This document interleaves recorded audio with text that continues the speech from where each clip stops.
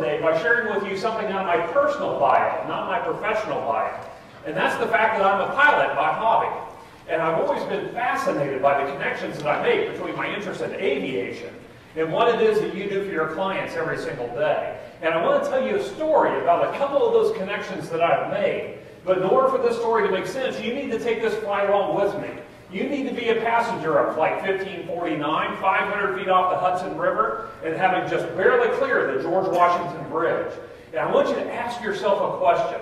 How valuable would it be to you and I as passengers on this flight to be able to freeze time just long enough for the flight attendants to get back up and run through that emergency water landing procedure just one more time, right? Maybe we weren't paying attention back on the ground in LaGuardia. But that's the first connection that I made to this story, that the value of advice is not only based on the content we deliver, but also the timing in which we deliver it. Now, a few seconds go by and splash, we're in the Hudson River. Now, there's not one of us on this flight that doesn't understand it's time to stand up, find the nearest exit, and get off that airplane, right? And that's the second connection that I made, that having clarity of purpose drives action. So putting those two connections in terms of what it is you do for your clients every single day, it's my belief that if we provide clients with timely and meaningful advice in sufficient quantity, that they're able to gain clarity, it's more likely that they'll take action. Look at the 2011 budget, because the obvious answer and what we hear from Washington is we just need to cut spending and cut it quickly. Well, the 2011 federal budget was $3.8 trillion. Again, the good news is we're coming in at $3.6 trillion. But 58% of the 2011 budget is being spent on mandatory entitlements. And that's just the garden variety mandatory entitlements of Social Security, Medicare, and Medicaid. So we've talked about the changing demographics within the United States. What do you think is going to happen to that portion of the budget over the next 10, 15 years? It's just going to continue to expand, right? Now, 6% of our budget is currently being spent on debt service. And if you ask the White House, they tell us to expect that that portion of the budget will quadruple in the next 10 years.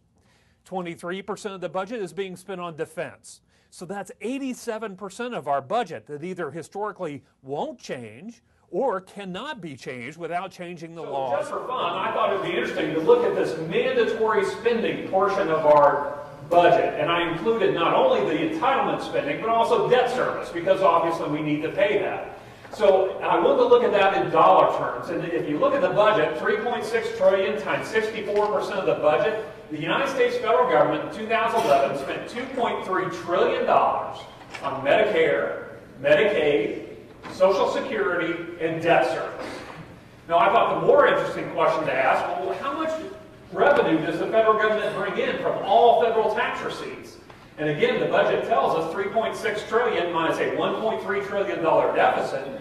The U.S. federal government's only bringing in $2.3 trillion. So that means we have financed 2 wars, every government agency, every social program, and stimulus, all by borrowing money. So you understand that this is not a sustainable environment that we find ourselves in. We hear that on the news all the time. And believe it or not, both parties understand this basic arithmetic. They understand the situation we're in, but they have very different views as to how to move forward. And I call those different views impediments for moving forward, because they come from all 3 parties: the President, the Republicans, and the Democrats. The President has said very plainly from his 2008 election campaign all the way through his road shows that he's on right now that he will not raise taxes on any families earning less than $250,000. Despite the fact that a report came out in late April, early May of this year that said 45% of American families paid 0 federal income taxes. You probably heard that statistic, right? I think there was a more interesting statistic in that same report, but it didn't get nearly as much press. It actually said that 45% of American families actually received a positive cash flow from the federal government. Not just 0, a positive cash flow. Now, I know there's some double counting there. You have Social Security recipients who are still working, and so they would be double counted. But that's a relatively small number. Bottom line is, the situation we find ourselves in, we have this environment of 55% of American families paying into the system, and 45% of American families taking out. And it's simply not a long-term workable scenario. But the Republicans aren't any better. They're saying, we're not going to raise taxes on anyone.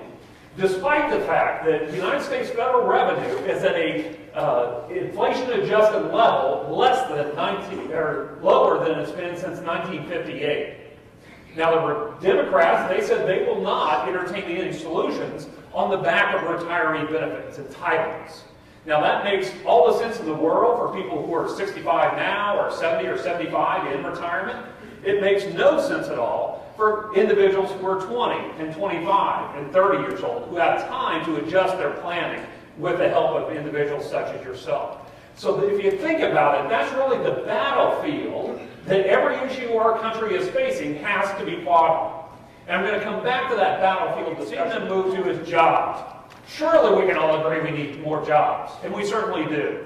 But I really see this boiling down to a short-term versus a long-term dilemma. And what I mean by that is deficit reduction, as the Republicans have put forward, is by definition anti-jobs in the short and intermediate term. Now, the Republicans would argue that it sets us up much more favorably long-term for economic growth, and that's true. But it definitely is anti-jobs in the short run. Stimulus, on the other hand, as President Obama has proposed, is pro-jobs in the short run. If the government's spending more money on projects, infrastructure, whatever they spend their money on, that will have some trickle effect down to growing the job base. But then you have to grapple with an even larger debt situation down the road. And what is your plan for that? So it shouldn't surprise us at all that President Obama came out with a short-term solution. He came out with a $450 billion jobs plan that I'm sure you're fully aware of. The reason why is he has a short-term need. What's his short-term need? To get reelected, right? He wants all of us to feel better about the economy and our personal situation this time next year. And so it shouldn't surprise us that he came out with this stimulative, short-term jobs plan. Now, we know the jobs bill died in a procedural vote in the Senate. So what you're seeing now is the Senate Democrats pulling this jobs bill apart and seeing if they can find anywhere for compromise within the jobs bill. I think they also have another motive. Because the first thing they pulled out was state aid. State aid was specifically designed to give the states more money so they could either maintain employment levels or hire new teachers, police, and firemen. Of course, it died because the Republicans will not approve any additional spending, and that's given President Obama something to add to his stump speech, that the Republicans won't even support teachers and firemen and policemen. The second thing that they pulled out was infrastructure. Now, we all know that we have an infrastructure issue in the United States. The bottom line is spending on infrastructure today will not get approved by Republicans. We know that. Again, adding to the president's stump speech and so forth. Now, one area that I do think there is potential compromise is around the Social Security tax reduction. As you know, in 2011, the employees are paying less in payroll taxes. Now, what President Obama is suggesting here is that in 2012 only, both employees and employers will pay 50% of their tax liability. 6.2%, they'll only pay 3.1%. Now, what's interesting about that, you probably read this week that Social Security in 2012, if this tax cut goes into play, will actually not be able to fund itself.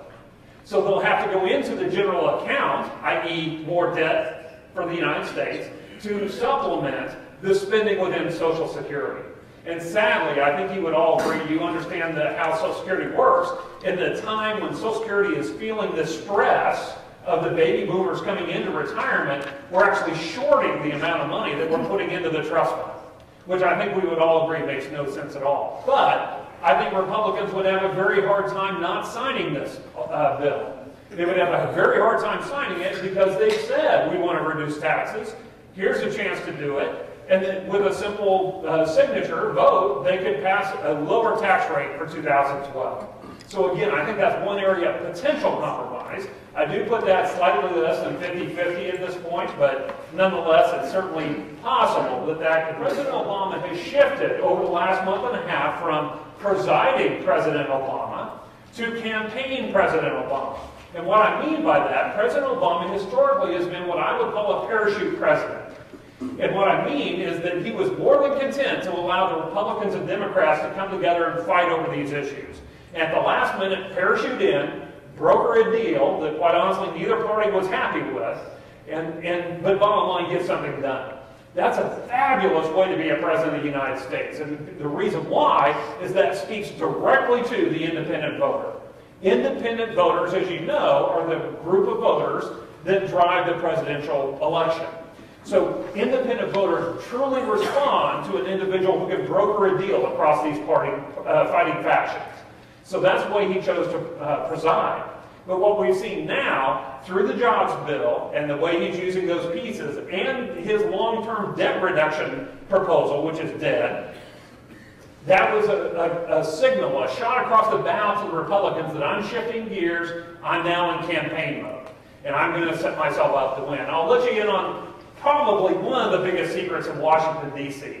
The Republicans don't want President Obama to be reelected. So, in case you were wondering, that's one of the recently, and I thought it was absolutely fabulous quote. This came out from the White House, and I'm going to summarize what this says, or paraphrase what this says. It's from President Obama to the Republicans, and it simply says that, hey, Republicans, I've asked you all along for a balanced approach. And what I mean by that is I'm willing to give you spending cuts, but I want revenue increases, in other words, tax increases. If you fail to give me this balanced approach, I have a trump card in my pocket. And that trump card is the expiration of the Bush tax cuts. And I am fully prepared to allow the Bush tax cuts to expire on those families earning more than $250,000, but veto the portion of the bill that would apply to any families earning less than $250,000. So the reason this quote is fascinating, one, is it gave us perfectly clear, crystal quality view into what President Obama's belief is, what needs to happen around the taxation system in the United States. He believes the wealthiest portion of our population needs to be actively paying a higher contribution into the revenue stream. But what made this really fascinating was that it's factually wrong. The president can't do this. He can't veto half a law. Our president does not have line item veto power. So he'll be in a situation during that lame duck session next November and December and early January that he will be forced to make a decision of letting the Bush tax cuts expire on everyone or no one. That is his only choice unless Congress puts forth a more thoughtful approach to tax.